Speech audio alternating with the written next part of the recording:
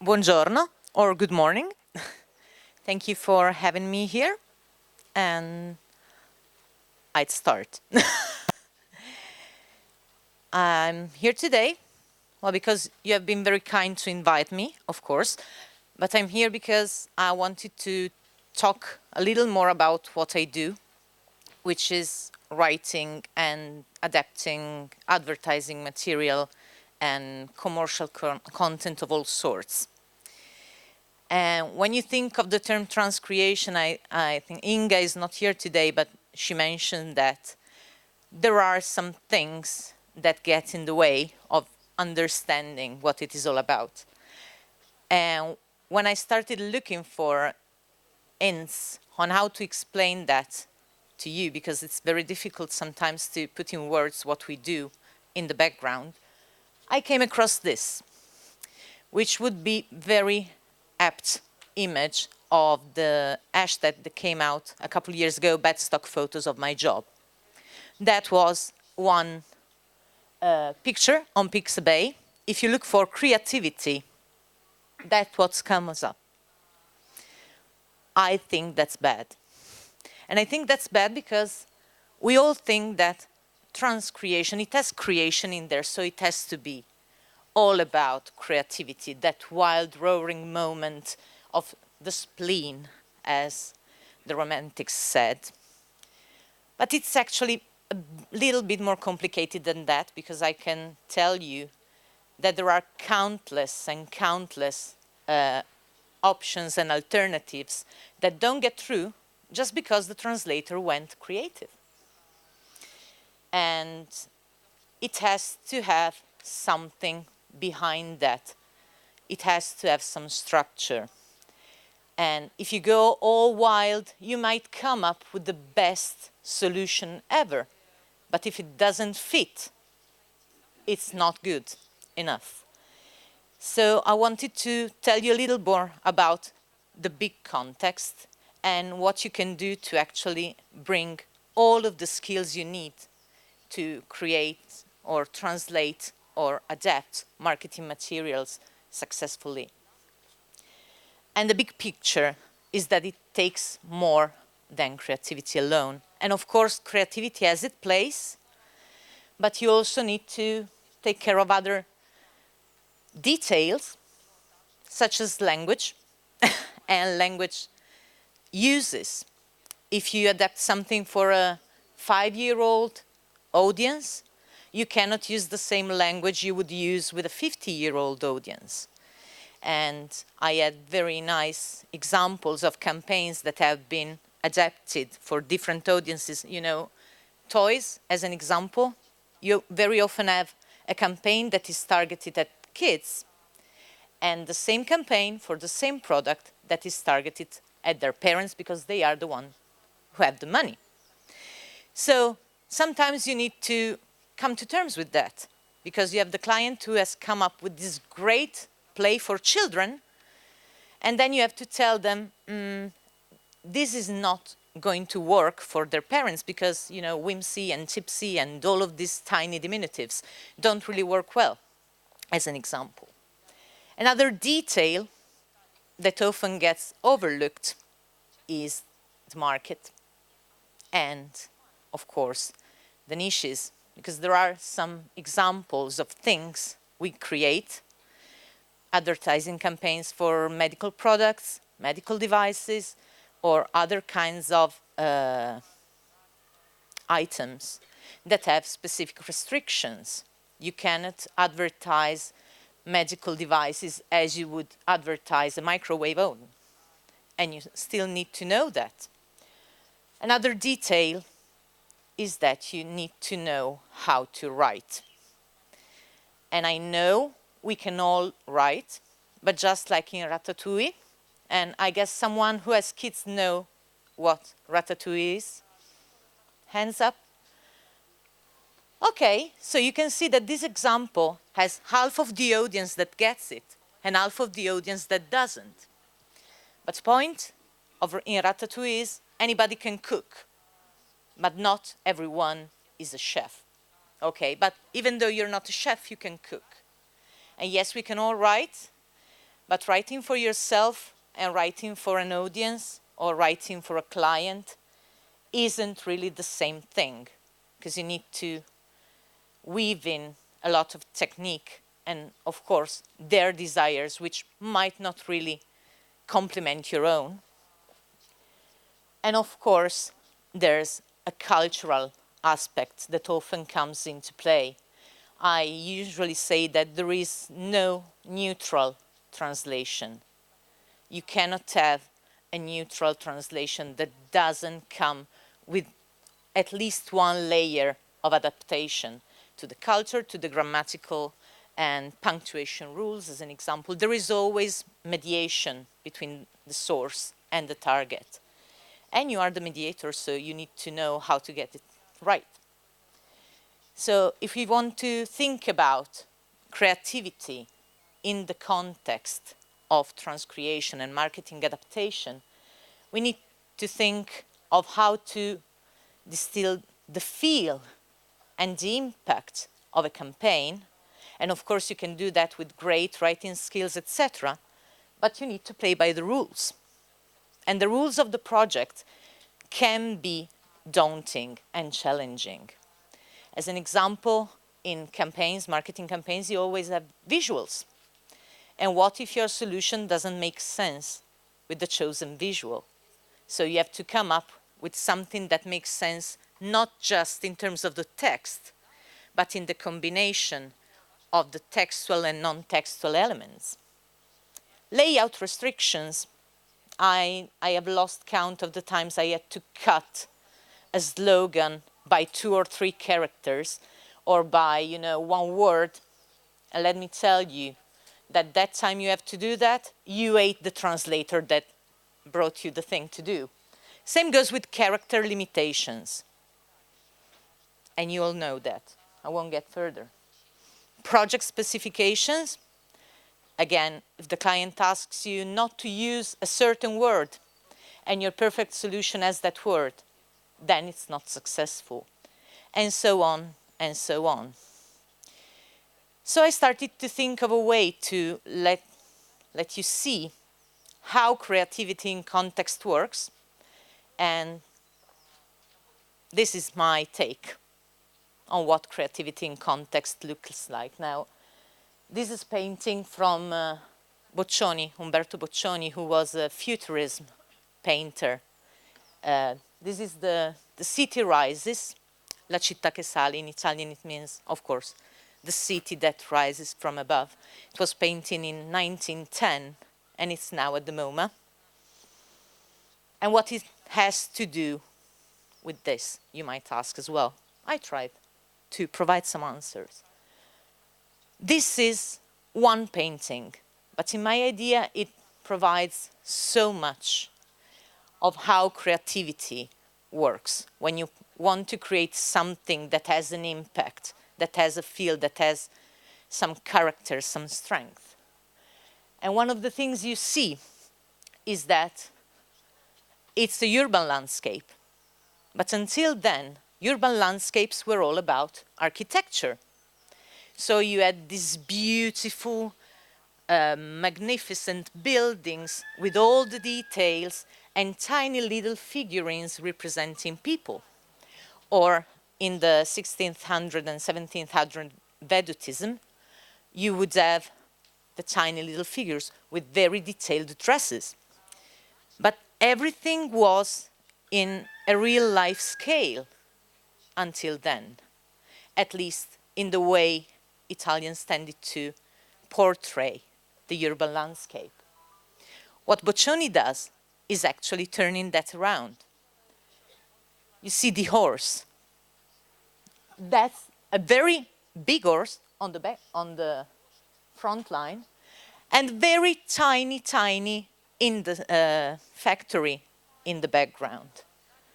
So what he is trying to say here He's trying to say that the urban landscape cannot be as it is if it is not powered by people and by all the things that we brought up until the Industrial Revolution.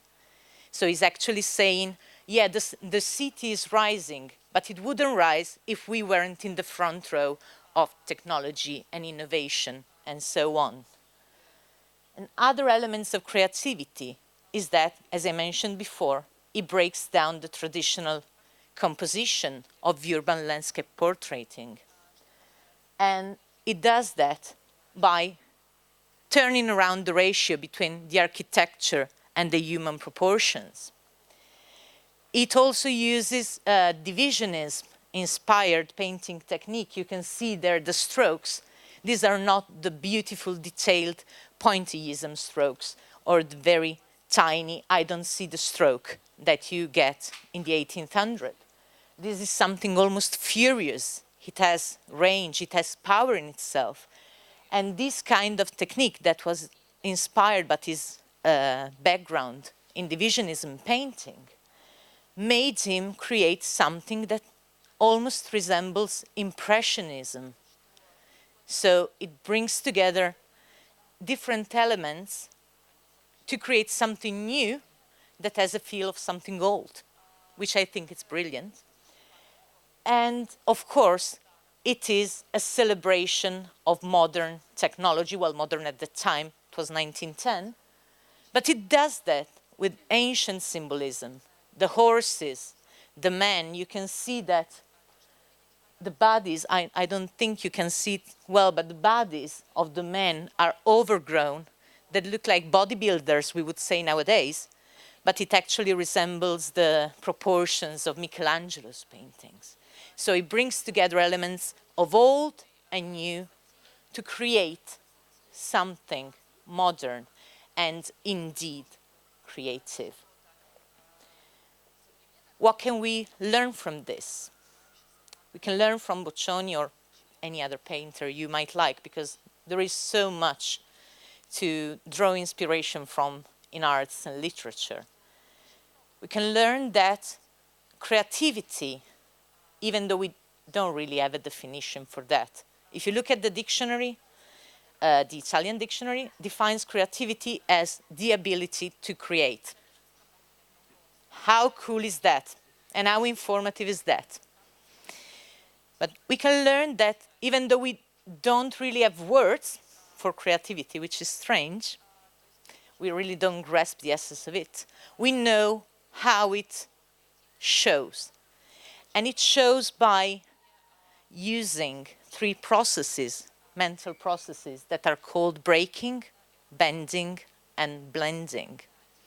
So creative ideas come out by breaking something into pieces and playing around, arranging things in a different way, taking out something and combining it with something from another element, which is of course blending. And then there is bending, so playing on variation of a style, of a theme, as with the painting technique, as in jazz, as in improvising, in jam sessions. They play on variations of a tune. So these are processes that actually make creativity happen. And I know that when you sit down in front of a text, you don't really say, oh, I'm going to blend it. It doesn't work that way. Our brain does that. But you need to nurture your brain so that when you need it, you have something to break, blend, or bend. And today I'd like to bring you something that will hopefully give you some hope. Can creativity be trained? We don't know. The hope is that we might train it one day or find out that we can. But I can tell you that the best ideas come from nourishing your brain, your soul, just being inspired by things and let it all zip through you. And when the time comes, they all come up. I think there are more creative people than me in this room, but hopefully they might agree. And even though scientists don't have, you know, a yes or no to creativity, can it be trained, we know that it can be nurtured and grows over time. And the good thing is, it grows when you have fun. Divergent thinking is the ability to come up with different, very different solutions to one single problem. So you don't matter about the quality of it, you matter about the quantity. And this is actually what happens in marketing, translation, in adaptation, in transcreation, and even copywriting, when you have to toss it out all together. So the client wants a slogan that is like this, this, and this. You have the three objectives, the three characteristics, and you start going crazy. You exercise your divergent thinking abilities in a way. So you take one problem and give 50, 20, 100, depends on how much you drank, alternatives. At that point, you don't need to worry about whether they fit the bill completely. You just need to come up with things, hopefully quickly. It's not always a quick process, but you have to come up with something you can later assess. And things that foster your creative thinking abilities are, well, some of my favorites. Role-playing games. And yes, Dungeons and Dragons really help. Because try to be a bard or to be a rogue and have a door closed shut in front of you. And then you will have to think differently because the bard and the rogue don't have the same skills. So you have to think in the shoes of a character that is not you. And I know, call it schizophrenia, call it theater, which one suits you best. But playing, and in fact playing with all sorts of children games also can help. Legos help, bricks. Because you have tiny little things and you can imagine almost anything. Sleep fosters divergent thinking because your brain mixes up all the things you did in your life and your pretentious life in the RPGs sometimes, and you come up with strange things. And our brain processes what we absorbed when we sleep. So sleeping ultimately fosters your creative abilities. Do that if you can. Drawing, of course, not to an agenda, but just because you feel like it, and see what comes up and see what you can take out of a box. Just try painting a square on a piece of paper and then elaborate on the square. It might become a house. A horse, it might. Someone actually did it. I think it was Picasso. Or it could be anything else. It could be a door. It could be a painting. Why not? So free drawing, free writing, sleep, and of course concept mapping, so coming up with a word or a concept and trying to put together elements or create variations, or I don't know how to say that, spiders of ideas with all the legs and all the related concepts.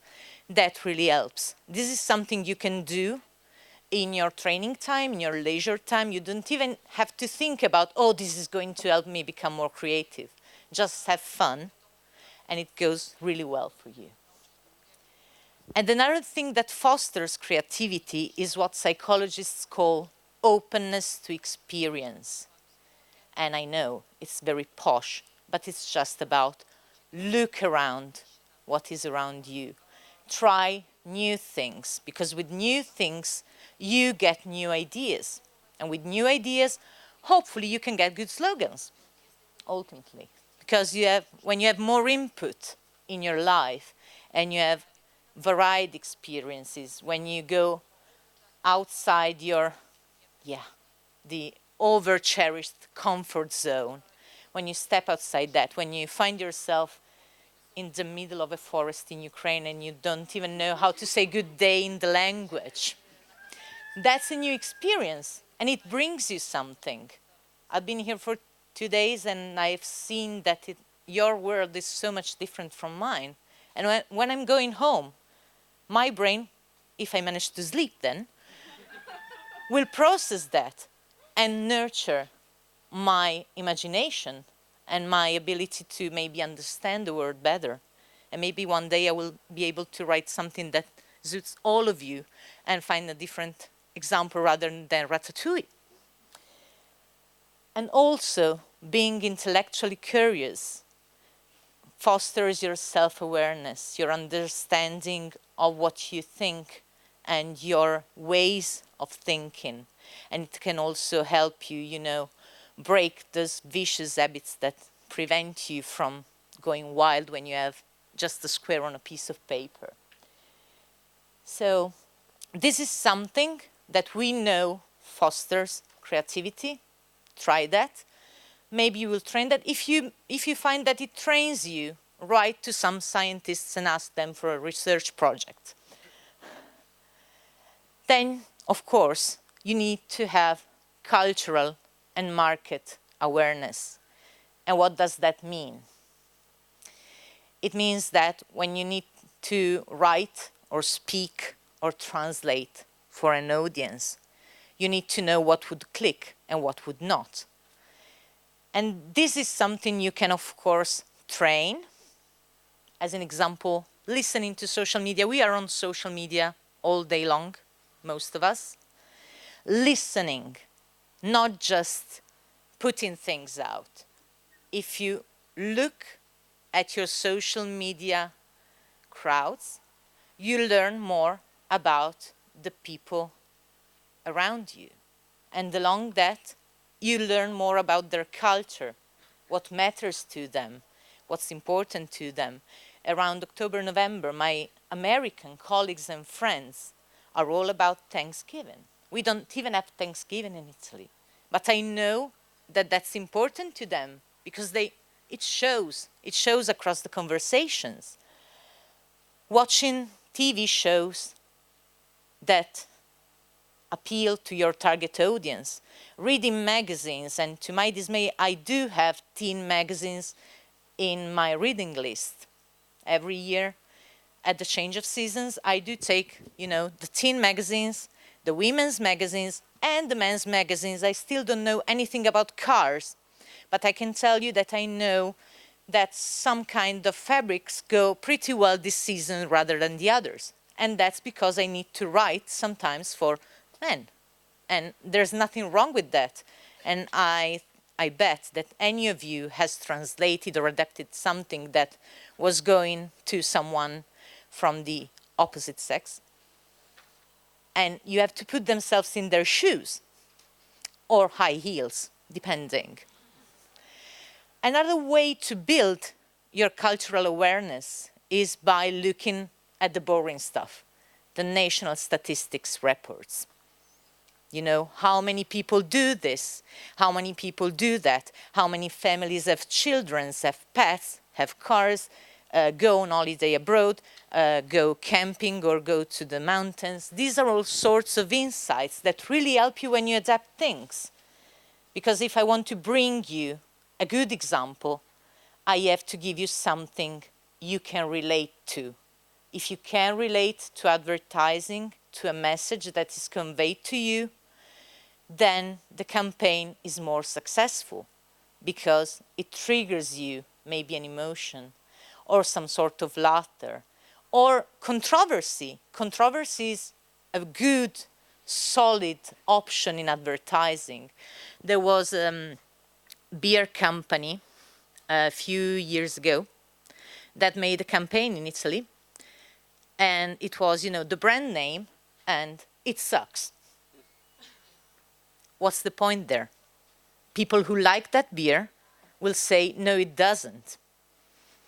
You actually create fans and you make people try that, maybe because they want to find out if it really sucks or not.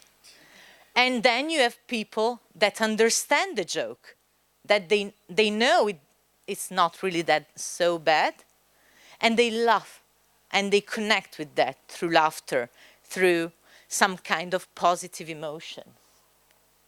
And of course, the less boring stuff, popular entertainment, and again, the festivals, all the kinds of popular literature. I'm not really into women's books. We have these things in Italy, we call it pink books. And it's all about the romance in mysterious places. That doesn't connect, that doesn't click with me, because I'm not really one for the prince in white horse and stuff. But it does to some of your audience.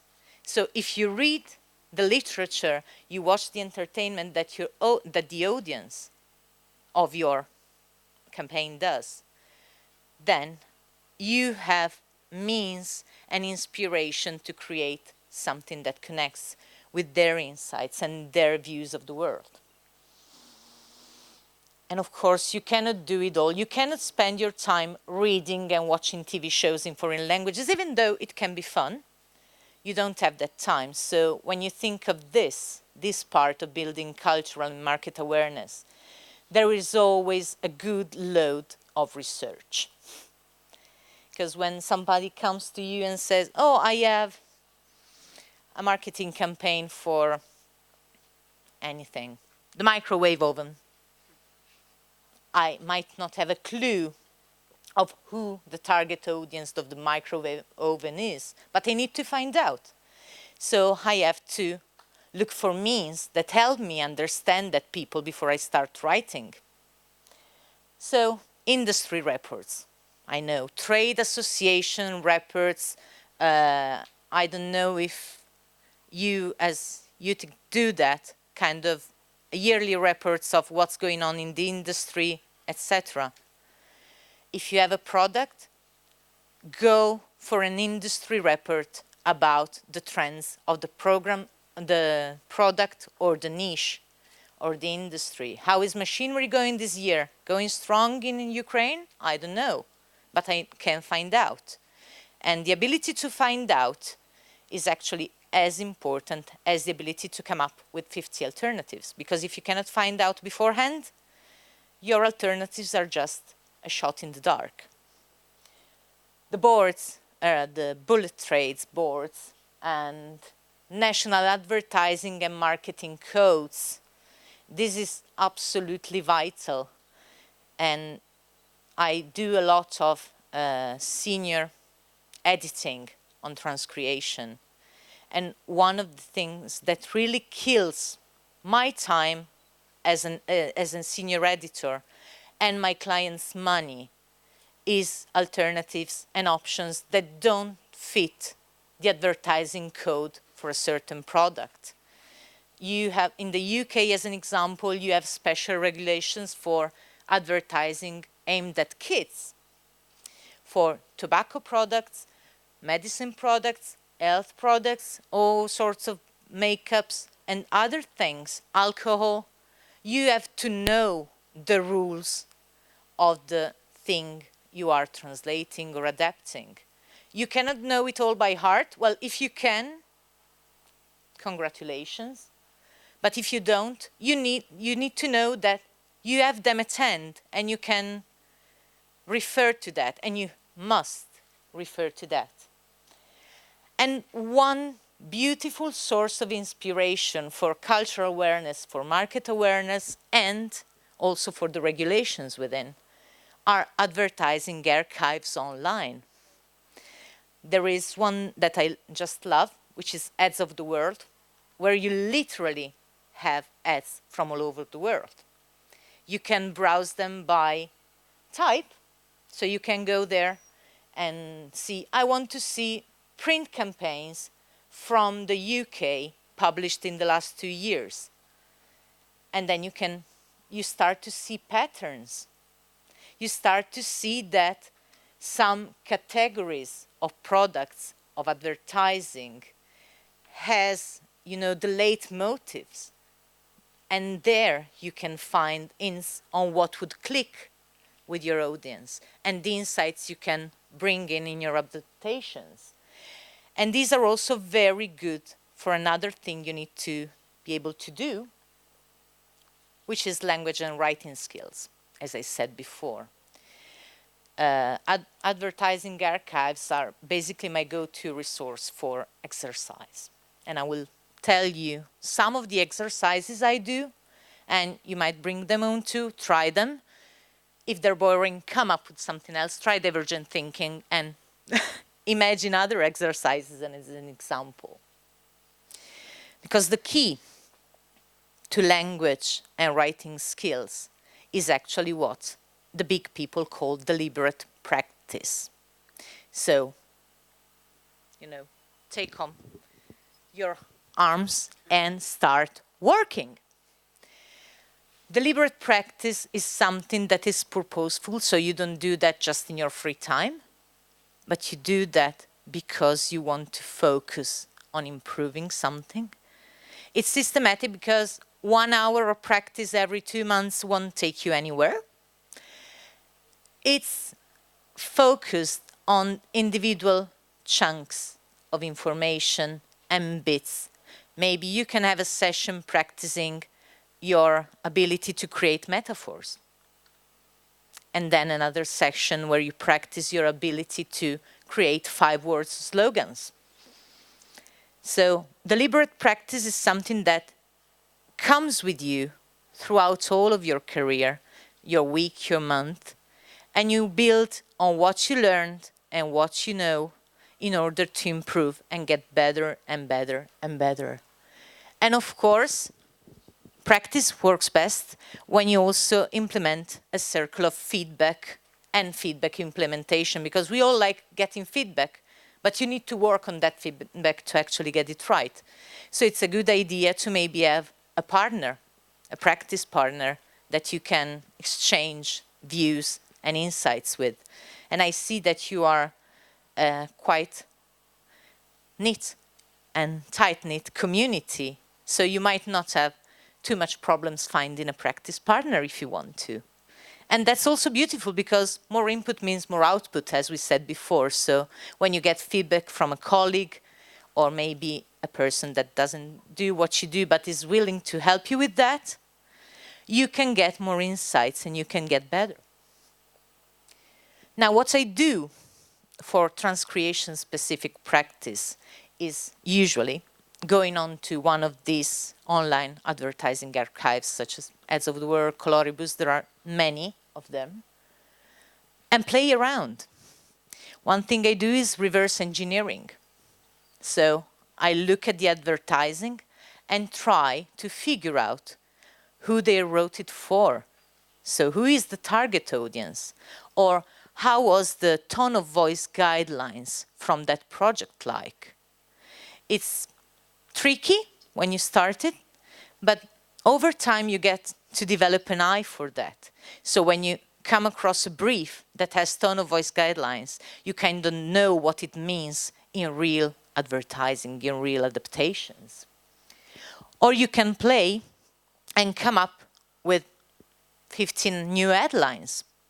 You take one payoff and you change it around, you play around. What you can do in order to do this is actually go into the brand's website, look around, look how they talk, and then try to come up with 15 new headlines for one advertising. By the way, this is an advertising from this year from Visa, and I loved it because it is the widest accepted payment solution, and you have the ET end handing that out from outer space, and I think it's perfect. And it is not even a claim. This has been one of Visa's selling points for 50 years. So what they actually did was take in one statement piece of their product and put it in there with a great visual. But sometimes what works in one language or one market doesn't work in the other. So you might try that as well. And playing around with visuals, real life visuals, is actually a very good way to practice transcreation, because you hardly have a slogan that doesn't live somewhere, either in print or in TV advertising, in radio, in all forms of media. So you look at things in context and play around based on the context, which is good. You can also run a very boring and detailed analysis. So what do you like about it, about the ad? What you don't like? What resonates with you? What doesn't? And as you do that, you will also see elements of the target audience coming up. You will see if you are a good fit for the advertising, and by that you can kind of reverse engineering the differences between you and the target audience. I know it sounds very complicated. It's more fun than complicated, I promise. You need to work that through too. Or find the new reasons why. Have you ever heard of the term? No? Okay. The reasons why are the things that the brand gives you, telling why they should buy the product, why they should get our message and accept our message.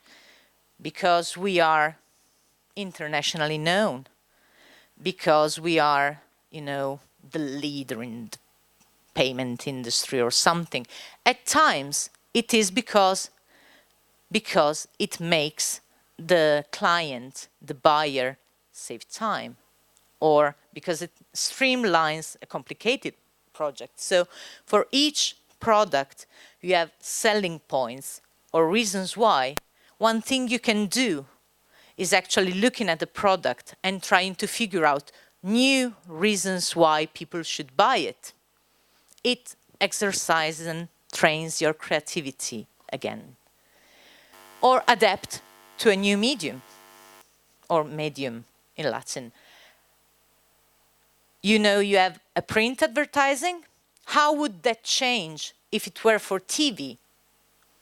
How would the ad change if it wasn't on the national magazine, but on Twitter? So try to adapt a print advertising from the 60s with that big, long Ogilvy descriptions, so captivating for Twitter in 280 characters. It's a challenge, but it's an interesting one, because when you have to play around with character restrictions and layout limitations all the time, trying to adapt the things to new media can be really helpful. Or you might try to change the product. What other product would fit that advertising? How would that change if it weren't the microwave oven we talked about before? But would that still work if this was for a bicycle? Yes. Okay. So maybe that wasn't really on target for the microwave oven. Or maybe it was a brilliant piece of advertising.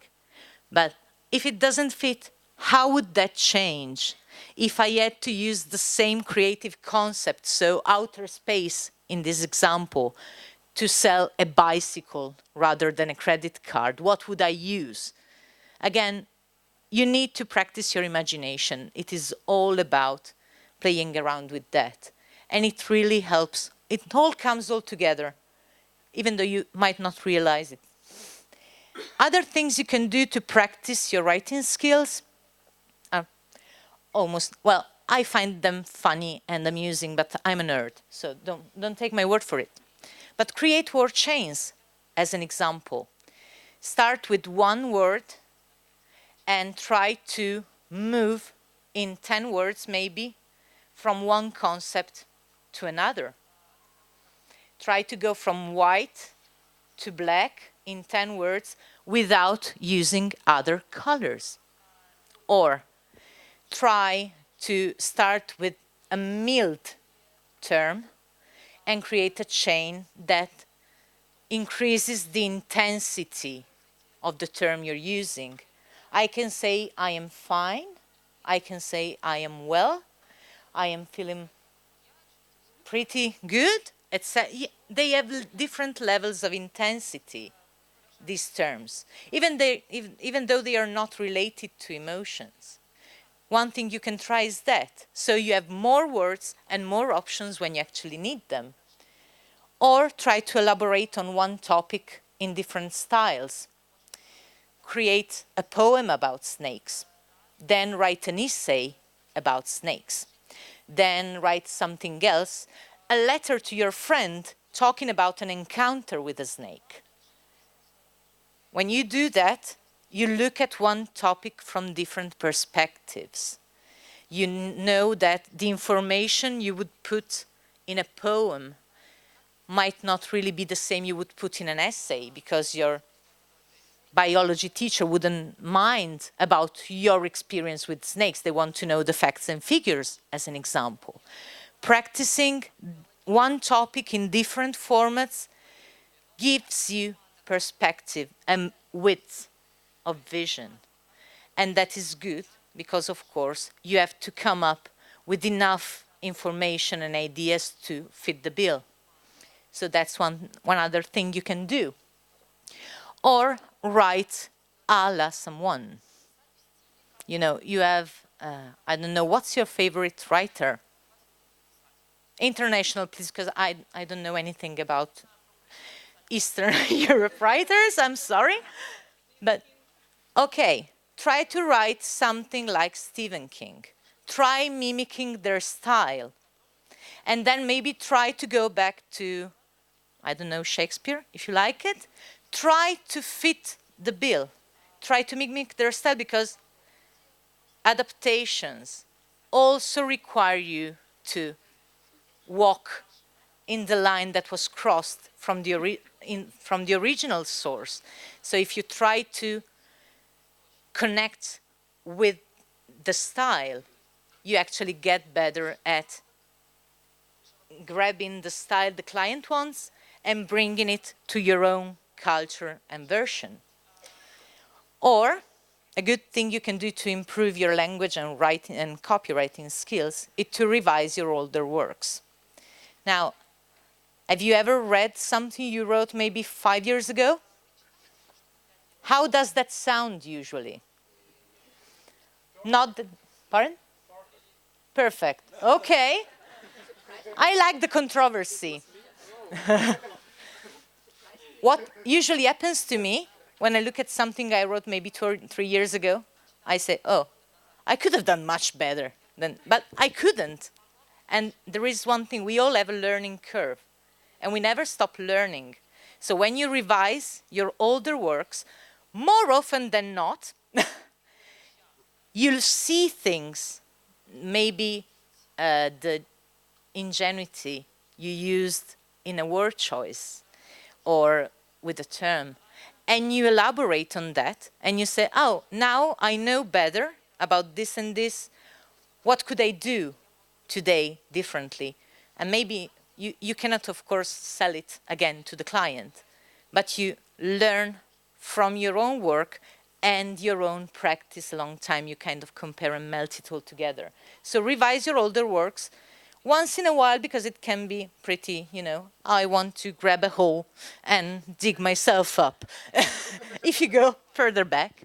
But it's good. And there are 2 things you can do, which are very easy. Read more. Not just skim. Do not go on a web page for 1.5 seconds, which is almost a record by now. But read. Look at writing. Appreciate writing. Taste the words. All the words, even the articles, even the adjectives. You don't need to bring out information for a very quick deadline. You need to appreciate writing and writing styles, and there you might find something that you like or something that possibly would fit a project in the future. And of course, the more you read, the more your vocabulary grows, hopefully. And you will have more weapons in your arsenal when you need to write something or adapt something for a client. And critique, not in a bad way, not on Facebook, but take one piece of writing and start, what do I like about it? Just like with the advertising, do that with literature, do that with magazines, do that with popular entertainment, do that. Think, reflect on what you read and see. Start looking at things from a deeper perspective, not just passing through because I have 24 hours to fill with information. That is something that really helps. And again, it is something you can do almost without noticing because we are stuck and overwhelmed by information, by writing, by advertising all day. We are exposed to good and bad writing every day. And we can learn something a little bit every day. So that really helps. And if you want to bring something of this long and rambling talk at home, I'd say that transcreation requires a varied skill set. So yes, creativity has a role, but we have seen that it's much more than that. And that creativity needs direction and purpose. Otherwise, it's just some pixabay doodling. And it's useful if you work a lot for certain industries or certain markets to create your own list of resources you can refer to, be it the trade boards, be it the statistic reports archives, be it the advertising archives, things you can refer back in time when you need to work on a project, so you don't have to start over all the time. You already have your weapons ready. Keep your eyes and minds open because it brings you more insights and more fun along the way, possibly. And then, last but not least, practice. Practice like hell. And thank you.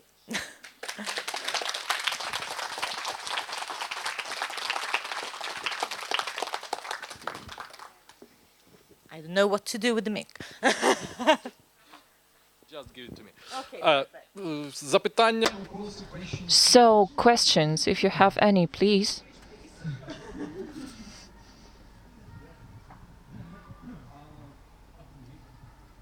So, where's the second mic? Lovely presentation. I have a question. Some of the some of the transcreation companies provide you with lengthy briefings. They should. I know, but sometimes that can be like 4 or 5 pages long. Yeah. And then they say that we need to transcreate one line and we will pay just an hour or an equivalent of an hour. Okay. So it takes like 2-3 hours to read the briefing and then an hour to do that. So what do you do in this case? How do you convince them that you will need to be paid more? Package research hours in the project price. But this is normally, that's not what they do. They tell you that it's just one line and we need to pay an hourly rate, just 1 hour, and they disregard the briefing completely. Well, my experience is a little bit different. I work with some transcreation agencies, mostly from the UK and Germany also. And what they do is actually how long this will take you.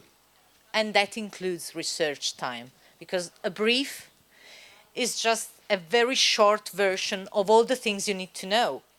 But you also need to act on the brief. Yes. So you might go for extra research. So they actually ask you how long would that take, and that usually includes at least 1 hour of research. In my experience, I don't know, we all work with different clients, so I cannot vouch for the international applicability of my sentence, but that's my experience. I usually get paid for research time too. Okay, thank you. You're welcome. Anyone else? Зараз біжу. Who is your favorite writer? Your role model in sense of style? How long do you have? I can go well with Chuck Palahniuk, is one of my favorite modern time. It's famous. It's not really a style, but when you write for someone, you don't write in your favorite style. You write in the client's style. So my favorite style depends on the project when I work. If I have to do it for my amusement, then I could go from anywhere from Jane Austen to Shakespeare to Emilio Salgari to Chuck Palahniuk to Stephen King to poets, long dead poets. But when you work for a client, you write for a client, you don't write in your style. You have very specific guidelines in terms of the tone of voice they want and the style they need. I have clients who sell very common things that don't want you to use one name for the product, as an example. I once had a brief for a car, and they said, don't use the word automobile, just use car. So it doesn't really matter whether I like automobile or car best. If the client wants you to use car, you have to use car. And if they want an edgy, trendy style, you go for the edgy, trendy style, and that's why you need to read very boring magazines in between, because you need to know the style that suits the client and the product. Okay. Sorry. Where do you look for the clients, and how do clients find you? Okay, I have made some reach out campaigns. I usually look in the magazines, you know, I work for PR agencies and transcreation agencies nowadays more than translation agencies. What I do is actually try to reach out to 20 or 30 PR agencies or advertising agencies in one country. I usually try to go for the ones that have clients in Italy, because of course I'm Italian, so I need them to work with brands that also cover the Italian market. So I do some research beforehand. And the advertising archives are a very good source for that. Because when you look at the archives, you always have the name of the agency, the country where the ad was created, the year, and the name of the client. So you can go from there. And where they find me, they usually find me on LinkedIn or via my website. I don't use Facebook, I don't use Twitter for client hunting. So. Do you have a favorite industry to work for? Well, I have industries I don't like working for. I don't really like working for all forms of machinery. I'm not really a tech person, so I don't really like cars, motorbikes. I don't have the jargon in Italian either for that, so I tend to avoid those. I do not work for gambling companies or entities. I do not work for them. But apart from that, it really depends. If a project is within my abilities and you usually get able to see that after a bit and it doesn't clash with my ethics, then I would gladly take it. But there are industries I usually don't touch. So no wheels and motors, no gambling, and very little of, how do you call that? Sorry, I'm missing the word. I don't usually like going for food products. Because they're just so difficult. There are, well, of course, very strict limitations, both in the advertising, and also it's very difficult to advertise something you maybe don't know. And if it's a food product, you don't get an option to taste it, to get to know how people react to it. So I do very little of that. I mostly work for B2B companies nowadays, luxury, clothing, jewels, and not that much about shoes, because as you can see, I'm not an high heels lady, so I tend to avoid shoes. But yeah, that's pretty much it. Thank you, Alexandra.